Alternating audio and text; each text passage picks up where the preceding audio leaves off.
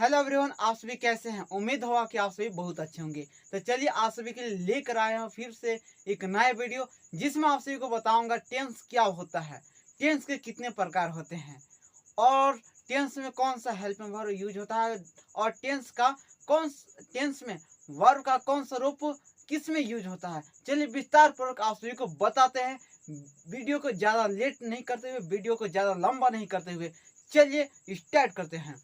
तो देखिए साथियों, आप सभी ध्यानपूर्वक देखिएगा टेंस क्या होता है। तो टेंस में हम लोग पढ़ते हैं कार्य, मतलब कौन सा काम कब हुआ है, काम के बारे में पढ़ते हैं। किसके बारे में पढ़ते हैं? काम के बारे में। तो काम देखिए, काम क्या होता है ये तो जानना नहीं है, लेकिन काम कौन सा काम कब हुआ है, कौन सा काम कब हुआ है इसके बारे में पढ़ना है।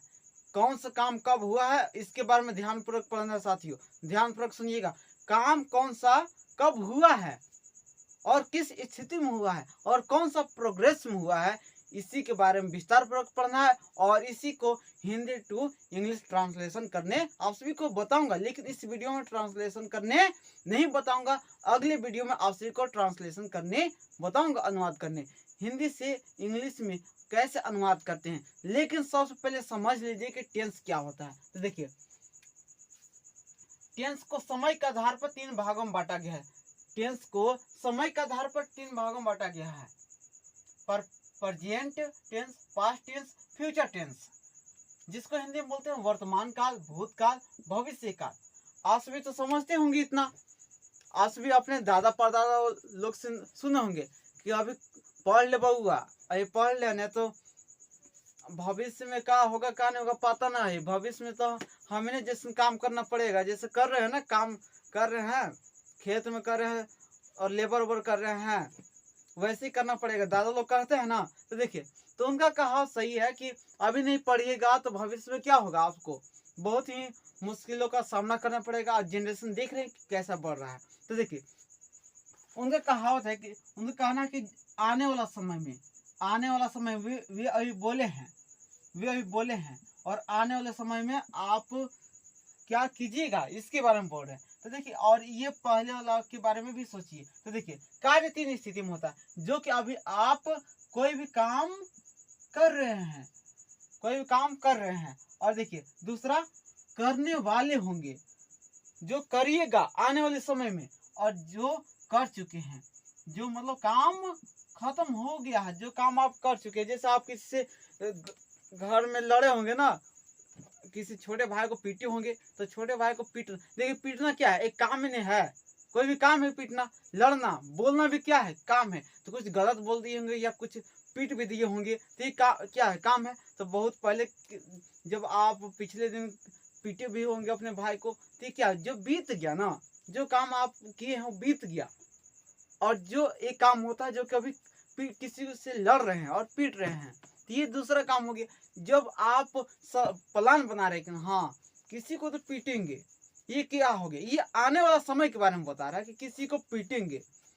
तो देखिए, आने वाला समय और जो अभी चल रहा है, एक बीत गया, ये तीन प्रकार से पढ़ना है। तो देखिए, प्रेजेंट ये है, प्रेजेंट जो बीच में है, प्रेजेंट जो बीच में है, और पास्ट जो कि बीत गया है, जो काम बीत गया है, जो काम आप कर चुके हैं वो कौन में जाएगा, पास्ट में। और जो काम अभी कर रहे हैं या करते हैं वो किस में रहेगा, प्रेजेंट में। और जो काम आप आने वाले समय में कीजिएगा वो कौन सा में रहेगा, फ्यूचर में रहेगा, फ्यूचर। इसीलिए आप सभी अभी अच्छा से पढ़िए, आपका फ्यूचर क्या होगा, अच्छा होगा, उज्जवल होगा, जिसको आप सभी भविष्य भी बोलते हैं, भविष्य काल। तो देखिए, यहाँ पर और भी विस्तार पूर्वक समझिए। तो देखिए, ये काम, जो काम आप आने वाले समय में कीजिएगा, और जो काम आप कर चुके हैं, बीत गया है, जो काम अभी कर रहे हैं, जो काम आप आने वाले समय में कीजिएगा, उस समय किस में पढ़ेंगे, फ्यूचर में पढ़ेंगे। किस में पढ़ेंगे, फ्यूचर टेंस में। जो काम अभी आप कर रहे हैं या करते हैं वो किस टेंस में पढ़ेंगे, प्रेजेंट में। और देखिए, जो काम आप कर चुके हैं या किए थे वो किस टेंस में पढ़ेंगे, पास्ट में। किस में पढ़ेंगे, पास्ट में। और देखिए, इसको तो समय का आधार बांट दिया कि समय तीन ही प्रकार के होते हैं, जो कि आप जो आपका समय चला गया और जो आपका समय अभी है और जो आपका समय आने वाला, ये 3 प्रकार से है। अब देखिए समझिए, यहाँ पर अब इन्हीं तीनों समय को अलग अलग भागों में बांटा गया, लेकिन सभी का क्या है, सेम ही बेटा है। देखिए काल का टेंस का कितने बेटा है, 3 गो है। आज देखिए तीनों का क्या है, 4 गो बेटा है। कितना है, प्रेजेंट का भी 4 है, पास्ट का भी 4 है, फ्यूचर का भी 4 है। और सभी का क्या है, सबका जुड़वे है। सबका क्या है, जुड़वे है। लेकिन सबका देखिए जुड़वा रहने के बावजूद भी सभी का गुण क्या होता है, अलग अलग होता है। सभी का गुण क्या होता है, अलग अलग। देखिए टेंस का कितने बेटा है, 3 है। कौन कौन है, प्रेजेंट टेंस है, पास्ट है, फ्यूचर है। ये प्रेजेंट का टेंस का 3 गो बेटा है। देखिए तीनों का है 4 गो बेटा। कितना है, 4 गो। अब तीनों का है, सबका जुड़वे है, सबका जुड़वे बेटा है। लेकिन सबका क्या है, गुण अलग अलग है, सबका क्वालिटी अलग अलग है। चारों का अलग अलग गुण है, सबका क्वालिटी अलग अलग है, तरीका अलग है बोलने काम करने का। तो देखिए इन सभी को देखिए ये 4 को तीनों को बांटा गया है। इन तीनों का बेटा है, सभी का 4 है, लेकिन चारों का क्या है, अलग अलग है प्रोग्रेस। तो देखिए इन सभी को क्यों बांटा गया है, तो देखिए प्रेजेंट पढ़िएगा तो ये इन सभी चारों को बांटा गया है कार्य की प्रोग्रेस एंड स्टेज में। तो कौन सा काम कौन सा स्थिति में है, कौन सा काम कौन सा स्थिति में, इसलिए बांटा गया। और कौन सा काम कैसा प्रगति में, अर्थात प्रोग्रेस, कौन सा काम कैसा प्रोग्रेस में, इसी के आधार पर कार्य की प्रोग्रेस एंड स्टेज के आधार पर इन चारों को बांटा गया है। प्रेजेंट, पास्ट, फ्यूचर को 4 भागों में बांटा गया है। पहला है इंडिफिनिट। क्या है, इंडिफिनिट। और इंडिफिनिट को और भी बोलते हैं सिंपल या नॉन प्रोग्रेसिव। और देखिए दूसरा है कंटिन्यूअस, इसको भी बोलते हैं इम्परफेक्ट या प्रोग्रेसिव। और तीसरा है परफेक्ट, और चौथा है परफेक्ट कंटिन्यूअस और परफेक्ट प्रोग्रेसिव। तो ये 4 हुआ। अब देखिए चारों का तो गुण अलग अलग होगा ना। अब देखिए किसी का जुड़वा बेटा होता है तो चारों का सबका एक ही गुण होता है।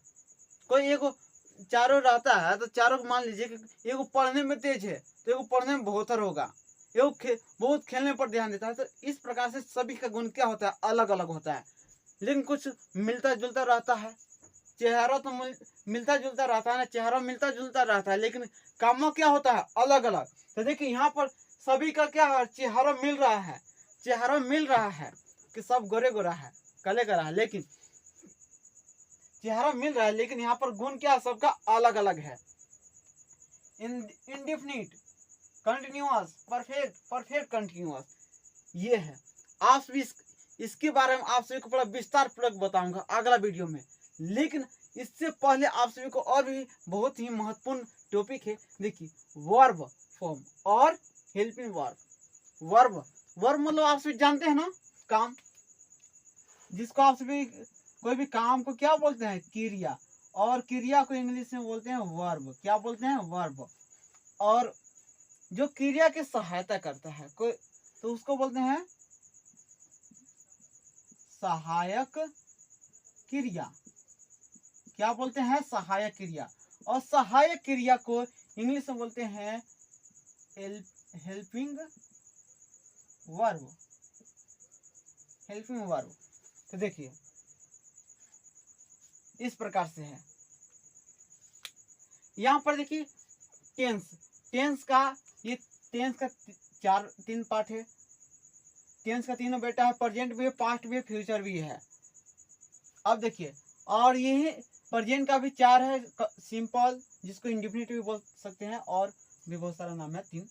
सिंपल, कंटिन्यूअस, परफेक्ट और perfect continuous. Present simple tense, present continuous tense, present perfect tense और प्रेजेंट परफेक्ट कंटिन्यूअस टेंस। इस प्रकार से पढ़ना है। तो देखिए प्रेजेंट सिंपल टेंस में देखिए वर्ब का पहला और पांचवा रूप का यूज होता है, और इसमें हेल्पिंग वर्ब होता है डू या डज का यूज होता है।